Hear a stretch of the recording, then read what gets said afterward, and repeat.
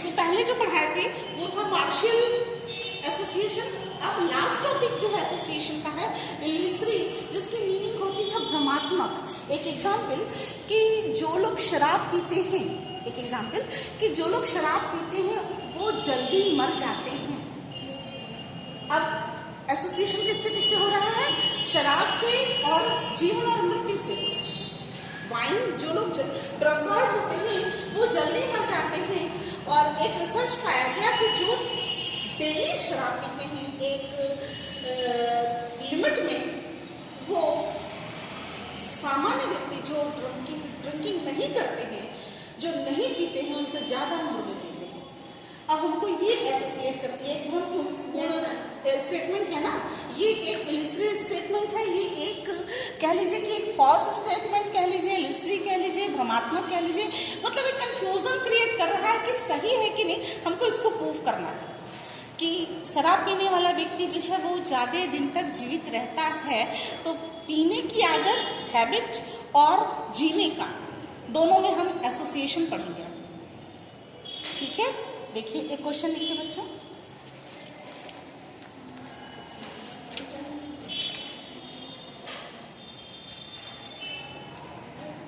"99% of the people who drink wine, 99% of people who drink wine die before reaching 100 years of age." नहीं, हम आपको जो लिखा रहे हैं वो क्वेश्चन अभी नहीं लिखा रहे हैं, आपको हम एक एग्जाम्पल दे रहे हैं, लिख लीजिए फिर से। 99% of the people who drink wine die before reaching 100 years of age.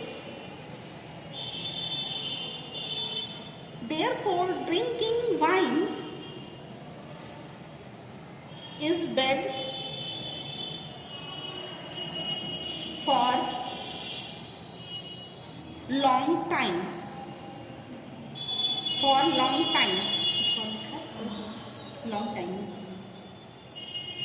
ठीक है, एक क्वेश्चन और बच्चों, एक स्टेटमेंट और बेटा लिखिए।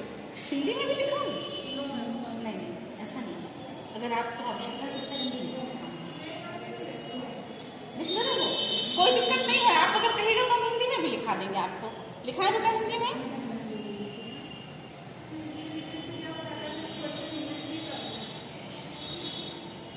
और लिखा दो statement.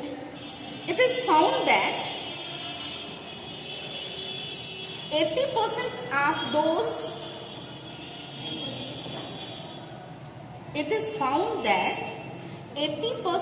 of those who smoke develop indigestion,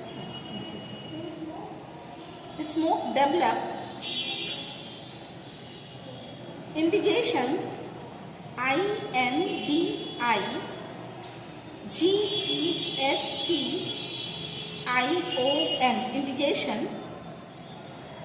in middle age. Hence we may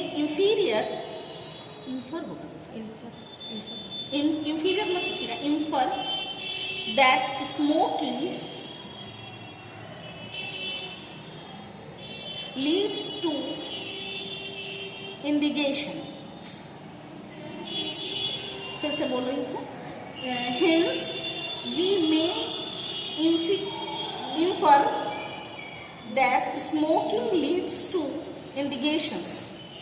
यह पाया गया कि धूम्रपान करने वाले व्यक्तियों में 80% को मध्यम आयु में अपच की बीमारी विकसित हो गई। इंडिकेशन की मीनिंग ही होती है अपच, ठीक है, डिहाइड्रेशन जिसको कहते हैं, अपच की बीमारी विकसित हो जाती है। अतः यह निष्कर्ष निकाला जाता है कि धूम्रपान अपच को प्रोत्साहित करता है। यानी कि बच्चों की इंडिकेशन की मीनिंग होती है जिनको डिहाइड्रेशन या भोजन न पचने की जो प्रॉब्लम होती है उसको इंडिकेशन बोलते हैं, ठीक है। तो ये पाया गया, ये प्रूफ किया कि 100 लोग अगर सिगरेट पीते हैं तो उसमें से 80 लोग ऐसे होते हैं जिनको कि एक समय से मतलब एक टाइम के पहले ही उनको इंडिगेशन की प्रॉब्लम, अपच की, भोजन के पचने की प्रॉब्लम क्रिएट हो जाती है। अब हमको एसोसिएशन पढ़ना है। जो यूनिवर्सिटी एसोसिएशन है, हो सकता है कि बहुत से ऐसे लोग हों जिनको कि कोई भी इफेक्ट ना पड़ता हो उनकी लाइफ में, लेकिन बहुत से ऐसे लोग हैं कि उनकी लाइफ इफेक्टिव होती हो।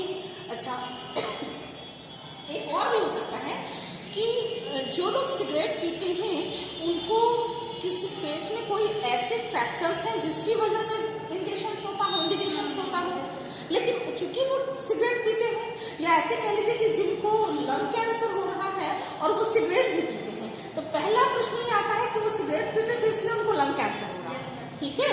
लेकिन आज की तारीख में हम ये प्रूव कर सकते हैं कि जो ये व्हीकल्स स्मोक्स हैं, वो डस्ट है, वो भी लंग को जाकर के पैक कर दे रही है, तो उससे भी कैंसर हो रहे हैं। तो आप ये नहीं कह सकते हैं कि स्मोकिंग की वजह से हो रहा है, और भी अदर कॉजेज है। तो एक तरीके से जो एसोसिएशन अब आएगा वो एक बहुत पैदा कर रहा है ना, इसको बोलते हैं रीसरी एसोसिएशन। समझ में आई? स्मोकिंग नहीं कर रहा उसको तो और ज्यादा कैंसर हो रहा है, मतलब स्मोकिंग वगैरह नहीं करता है। हाँ, यही प्रूफ करना है ना। अब होता हम देखो रिसर्च के पेपर पे नहीं है, हमको ये रिसर्च, मेरा ये रिसर्च का विषय नहीं है, मुझे ये बताना है आपको कि इस तरीके के स्टेटमेंट जहाँ की 100% कॉज पता नहीं है, वहाँ पर अगर हम इस चीज़ को प्रेजेंट कर रहे हैं कि जो लोग स्मोक करते हैं उनको एक टाइम से बिफोर ही इंडिकेशंस की प्रॉब्लम, अपच की प्रॉब्लम क्रिएट हो जाती है, या 100 में से 90% लोग जो हैं वो समय से पहले मर जाते हैं क्योंकि वो शराब पीते हैं। तो ऐसे सिचुएशन में हम ये एक तरीके का ये स्टेटमेंट जो है वो इलिसिट स्टेटमेंट है, इसका एसोसिएशन निकालना टफ जॉब है। मीनिंग समझ में आया बच्चों? नेक्स्ट आपको एक क्वेश्चन आएगा, ये खत्म कहानी। एक क्वेश्चन आपको आएगा, what are difference between correlation and association of attributes. आप लिख लीजिए, what are difference between correlation and association of attributes. What are difference between correlation and association of attributes. सहसंबंध और गुण संबंध में क्या अंतर है?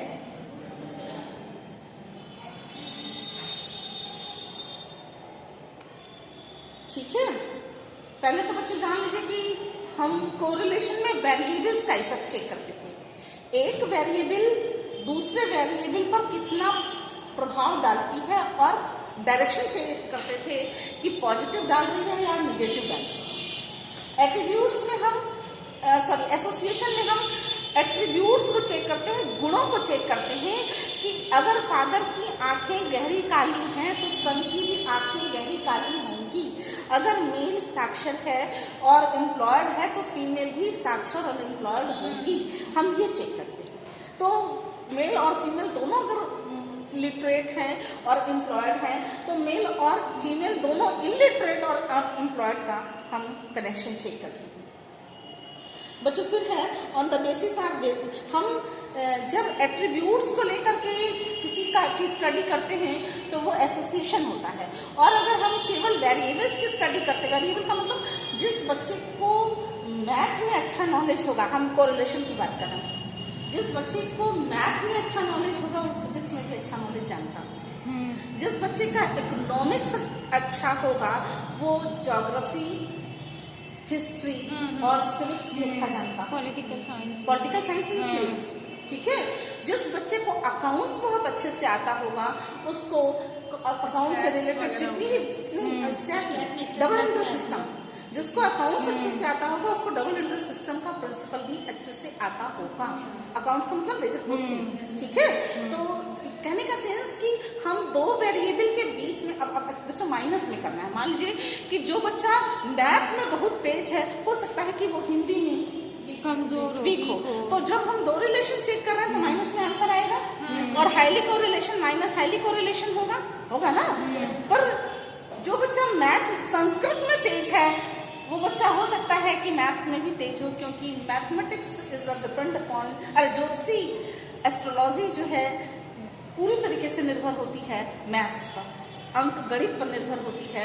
इसलिए कहा जा सकता है कि जो बच्चा संस्कृत जानता होगा अच्छे से, वो जरूरी नहीं है कि मैथ न जानता हो, अंक गणित अर्थमेटिक मैथ्स न जानता हो। ठीक है, मैथमेटिक्स में वीक हो, हाँ ये भी हो सकता है, ये भी हो सकता है। लेकिन उसको अगर ज्योतिषी पढ़ना है, देखिए संस्कृत से संबंध नहीं है, ज्योतिषी से संबंध है मेरा। उसको एस्ट्रोलॉजी अगर आती होगी तो मैथ्स उसको आता होगा। तो एक मिनट बता रहे बेटा, संस्कृत से ही निकल करके ये दोनों आया है। हिंदी और ये क्या बोलते हैं, गणित नहीं, एस्ट्रोलॉजी जो है वो संस्कृत से ही निकल करके आया है। जितनी भी एस्ट्रोलॉजी अगर ओरिजिनल है तो वो सारी संस्कृत लैंग्वेज में है। तो जिसको लैंग्वेज आएगा वही तो पढ़ पाएगा उसको। आपको पता वो अंक गणित भी जो है, जैसे 12 मिरी को आपने सुना है, 12 मिरी का नाम? Yes ma'am. 12 मिरी एक बहुत बड़ा ज्योतिषी शास्त्री था।